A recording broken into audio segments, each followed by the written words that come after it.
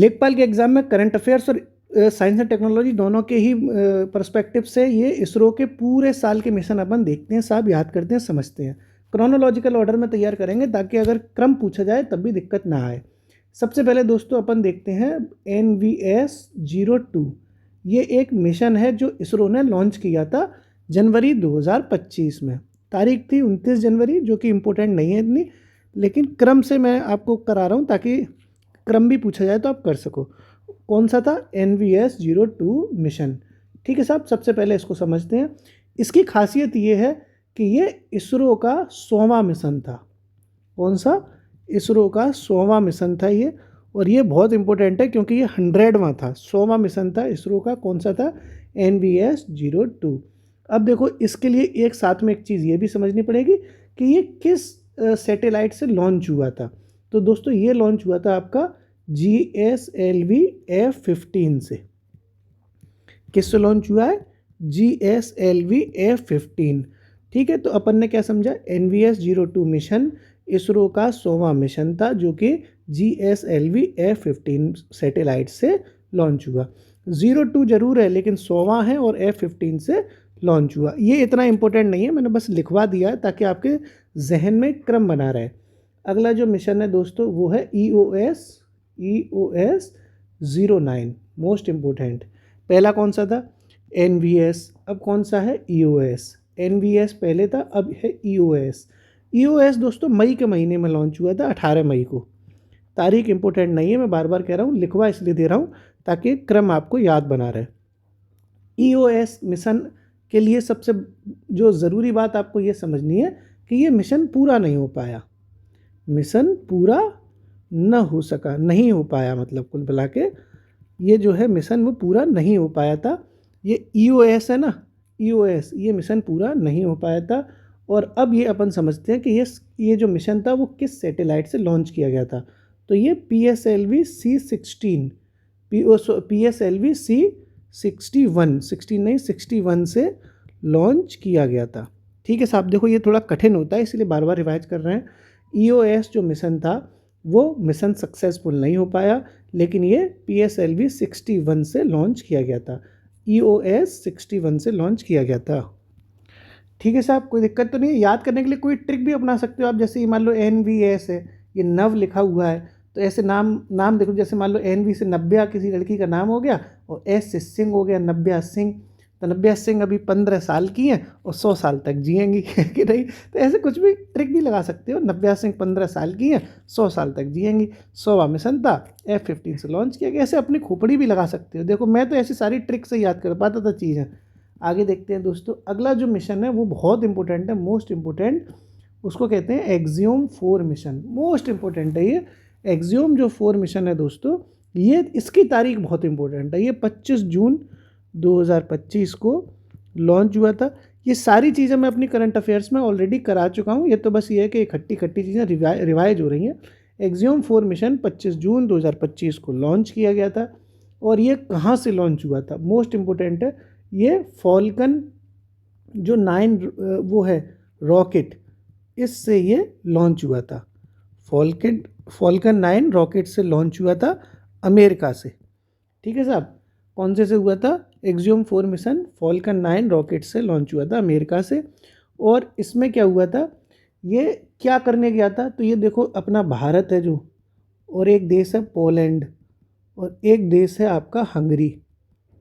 India, Poland और Hungary, इन तीनों देशों को इंटरनेशनल स्पेस स्टेशन तक पहुंचाने के लिए ये मिशन डिज़ाइन किया गया है। इंडिया, पोलैंड और हंगरी को इंटरनेशनल स्पेस स्टेशन तक पहुंच मिल सके, इंडिया जो है अंतर्राष्ट्रीय अंतरिक्ष स्टेशन तक पहुंच सके, इसको इंटरनेशनल स्पेस स्टेशन कहते हैं। ठीक है, हिंदी में लिख दूँ, अंतर्राष्ट्रीय अंतरिक्ष स्टेशन। वहाँ तक पहुँचने के लिए एक्सियोम 4 मिशन लॉन्च हुआ है। इंडिया, पोलैंड और हंगरी ये 3 देश इसमें इंटरनेशनल स्पेस स्टेशन तक पहुँचना चाहते थे, इसीलिए एक्सियोम 4 मिशन 25 जून 2025 को लॉन्च हुआ है। ठीक है साहब, और ये सभी को लोगों को पता भी है कि इसी में जो शुभांशु शुक्ला हैं, जो आपने नाम सुना भी होगा, इंडिया के हैं शुभांशु शुक्ला, ये यात्री बनकर गए हैं, ये अंतरिक्ष यात्री के तौर पर इसमें गए भी हैं। और अंतरिक्ष में पहुंचने वाले दूसरे व्यक्ति बने हैं, पहले व्यक्ति राकेश शर्मा थे। आपको पता है कि नहीं पता? अंतरिक्ष में पहुंचने वाले पहले भारतीय कौन है? पहले भारतीय कौन है? राकेश शर्मा, कैप्टन राकेश शर्मा, ठीक है। और दूसरे भारतीय कौन हो गए? अब दूसरे भारतीय हो गए हैं शुभांशु शुक्ला। ये बात तो आपको पता होगी ना, नहीं पता तो लिखवा दी है, ठीक है साहब। तो आपने एक्सियोम 4 मिशन समझ लिया। 25 जून 2025 को लॉन्च हुआ फाल्कन 9 रॉकेट से अमेरिका में, इंडिया, पोलैंड और हंगरी, ठीक है साहब। आई, पी और एच, इंडिया, पोलैंड और हंगरी ने इंटरनेशनल स्पेस स्टेशन तक पहुंच बनाई है। शुभांशु शुक्ला नाम के जो ट्रैवलर हैं, जो स्पेस ट्रैवलर हैं, वो भी इससे गए हैं और ये दूसरे व्यक्ति बने हैं इंडिया की तरफ से। पहले इंडिया तो वाले राकेश शर्मा थे। आगे बढ़ते हैं दोस्तों अगले मिशन की तरफ। अगला जो मिशन है वो है निसार मिशन। निसार मिशन। देखो ये कब हुआ है निसार मिशन लॉन्च? तो ये जुलाई में हुआ है, 30 जुलाई 2025 को, ठीक है साहब। 30 जुलाई 2025 को निसार मिशन लॉन्च हुआ। अब देखो जाहिर सी बात है, पूछोगे कौन से रॉकेट से गया ये? तो ये गया है GSLV F-16 से, ठीक है साहब। GSLV F-16 से निसार मिशन गया था। अब यहाँ पर ये वाली बात आपको और समझनी है कि निसार जो है कि निसार की फुल फॉर्म क्या है? बहुत इंपॉर्टेंट फुल फॉर्म है। देखो N से हो जाएगा नासा, ठीक है। I से हो जाएगा इंडिया, NI, जैसे ये लिखा ना NISAR, तो N से नासा, I से इंडिया। अब SAR से बहुत इंपॉर्टेंट है और वो है सिंथेटिक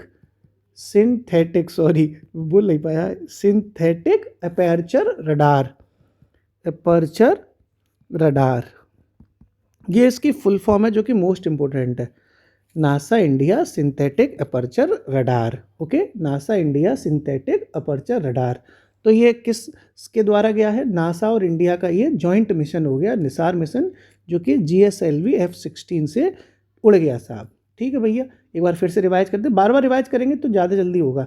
सबसे पहले हमने नव्या को देखा। नव्या जो है 15 साल की फ़िलहाल है, 100 साल तक जिएंगी। तो इसरो का 100वां मिशन था, GSLV F-16 से उड़ गया। फिर हमने ये EOS देख लिए थे। यूएस करते हुए ये यूएस करते रह गए और ये कुछ नहीं कर पाए, फेल हो गए। हालांकि ये PSLV C-61 से लॉन्च हुआ था। ये मोस्ट इंपॉर्टेंट है एक्सियोम 4, जो कि 25 जून 2025 को लॉन्च हुआ। अमेरिका के फाल्कन 9 रॉकेट से उड़ गया। शुभांशु शुक्ला इसमें अंतरिक्ष यात्री के तौर पर गए, और भी लोग गए थे, वो सब अपन करंट अफेयर्स में बता चुके हैं। इंडिया, पोलैंड, हंगरी की इसमें इंटरनेशनल स्पेस स्टेशन तक पहुंचने के लिए इस मिशन के थ्रू काम कर रहे थे। अंतरिक्ष यात्री की बात करी तो पहले भारतीय राकेश शर्मा हैं और दूसरे भारतीय शुभांशु शुक्ला हैं। अगर थोड़ा सा और बताऊं आपको तो मैं ये 1984 में राकेश शर्मा साहब गए थे इंडिया की तरफ से 1984 में। और अगर राकेश शर्मा के बारे में और अगर आप जानना चाहो तो ये इंडिया प्लस जो आपका रूस है, जिसको पहले USSR कहते थे, रूस का पुराना नाम है USSR, इन दोनों के संयुक्त मिशन के माध्यम से राकेश शर्मा जी अंतरिक्ष में पहुँचे थे। और अगर आप राकेश शर्मा के मिशन की बात करो कि किस मिशन के थ्रू वे गए थे, तो वो भी मैं आपको साथ में बता दे रहा हूँ। मिशन का नाम था सोयूज़ T-11। सोयूज़ T-11, ये थोड़ी अतिरिक्त नॉलेज भी आपको मैंने दे दी। ये चीज़ें आपको पता होनी चाहिए, वैसे तो नहीं पता तो बहुत ख़राब तैयारी है, इसका मतलब आपकी पता होना चाहिए भैया। चलो आगे बढ़ते हैं अपन। अगली दोस्तों जो वो है मिशन, वो है CMS 03। इसका दूसरा नाम है GSAT-7R। इसको GSAT-7R भी कहते हैं।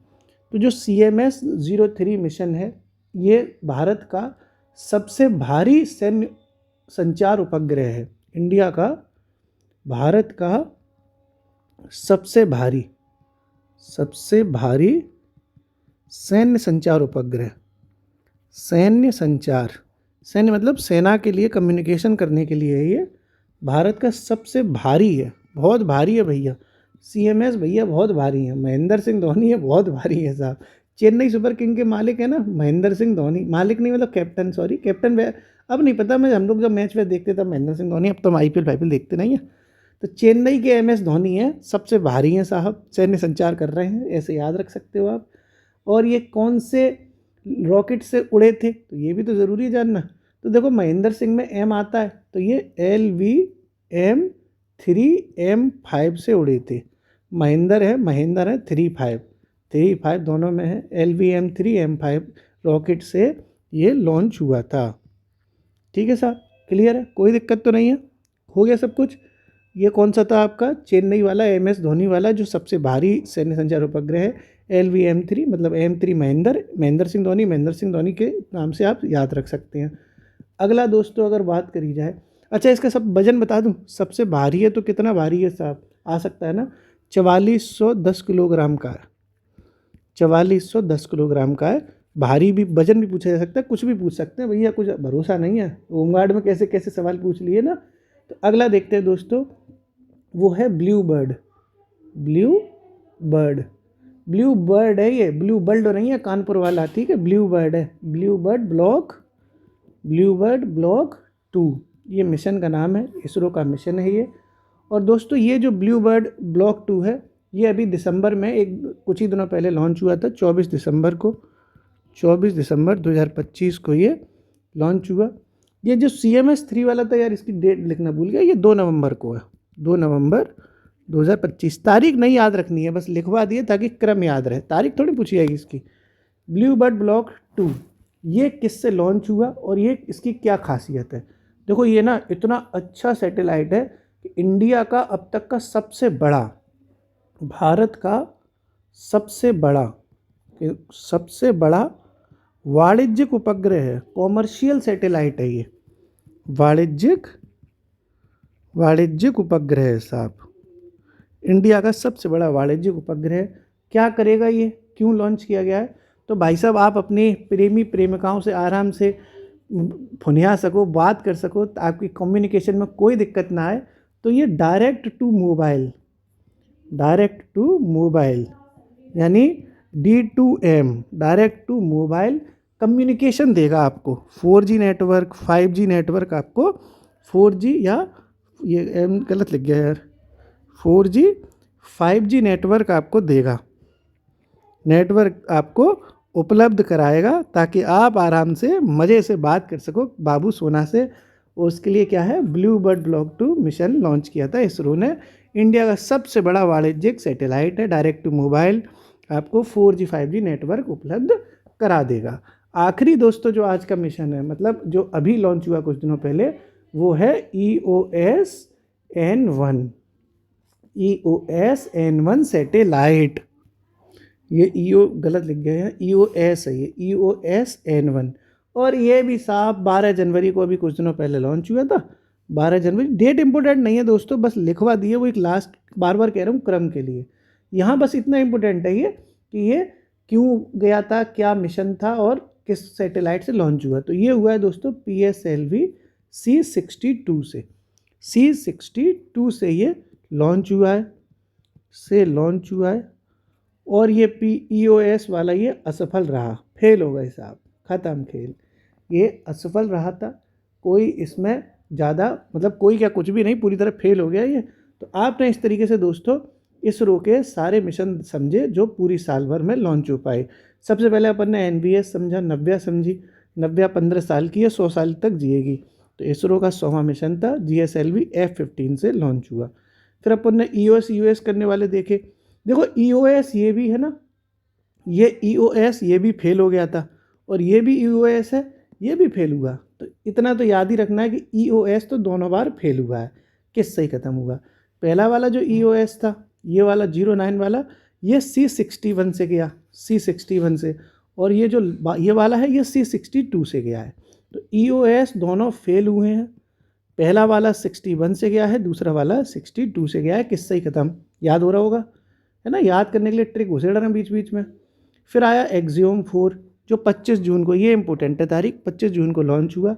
फाल्कन 9 रॉकेट से गया था, India Poland Hungary international space station तक पहुंचना चाहते थे, इसलिए लॉन्च हुआ। शुभांशु शुक्ला इसके तहत गए और ऐसे दूसरे व्यक्ति बन गए जो अंतरिक्ष में पहुंचे। पहले व्यक्ति राकेश शर्मा थे इंडिया के, जो 1984 में गए थे सोयूज T11 मिशन के तहत, जो कि इंडिया और रूस का संयुक्त मिशन था। फिर अपन ने जान निसार समझी। जान निसार तभी होती है जब हम स्वीट 16 के हो जाते हैं। मुबारक हो, 16 साल से आप ज़्यादा के हो चुके हो, आप बुढ़े होने वाले हो। लेकिन फिर भी जान निसार हम करने लग गए थे जैसे ही हम 16 साल के हुए थे। पहली पहली बार प्यार हो जाता था हमें, पहली पहली प्यार बलिए दिल गया हार बलिए 16 साल पे ही। तो जान निसार कब हुई? जब हम 16 साल के हुए। तो 16 साल यानी GSLV ऐप 16 से ये मिशन लॉन्च हुआ। निसार में तो नासा इंडिया तो है ही, तो नासा इंडिया का ये जॉइंट मिशन है synthetic aperture radar. NASA India synthetic aperture radar. तो जान निसार कब हुई? जब हम 16 साल के हुए। याद हो गया। फिर ये CMS महेंद्र सिंह धोनी से याद किया हमने। महेंद्र सिंह धोनी चेन्नई के प्लेयर हैं और इंडिया के सबसे भारी भरकम प्लेयर हैं साहब, मतलब बहुत अच्छे खिलाड़ी हैं। तो सबसे भारी सैन्य संचार उपग्रह है जिसका वजन 4410 किलोग्राम है। ये देखो इसमें M था महेंद्र सिंह धोनी, तो ये M3 M5 से ही लॉन्च हुआ है। M3 M5 से लॉन्च हुआ, तो M महेंद्र सिंह से था, तो ऐसे याद कर लिया। ये ब्लू बर्ड है। हम एकदम बर्ड की तरह प्यार मोहब्बत करें, चिड़िया की तरह उड़ते पंछियों की तरह प्यार कर सकें, इस बातें कर सकें अपने अपने प्रेमी प्रेमिकाओं से, तो 4G 5G जो नेटवर्क है वो बढ़िया आए, इसके लिए blue bird block 2 mission launch हुआ था। ये इंडिया का सबसे बड़ा वाणिज्यिक उपग्रह सैटेलाइट है, कॉमर्शियल, जो आपको बातें करवाएगा। वीडियो कॉल करो ना, कैसे हो बाबू, खाना खा लिया मेरे बाबू ने, तो ये हो गया। फिर ये EOS वाला तो अपन ने समझा ही था कि EOS भाई साहब फेल हुआ है। पहला वाला 61 से गया था, दूसरा वाला 62 से हुआ है। ये EOS फेल हो गया, ये 62 से था, पहले वाला 61 से है। हंसते रहिए, पढ़ते रहिए, मुस्कुराते रहिए। कमेंट बॉक्स में आंसर बताइए हमें कि चंद्रयान 3 किस तारीख को लैंड कर गया था। लैंड पूछा है, सॉफ्ट लैंडिंग चंद्रयान 3 की किस तारीख को हुई थी। बहुत इंपॉर्टेंट प्रश्न है, बताइए कमेंट बॉक्स में। शुक्रिया।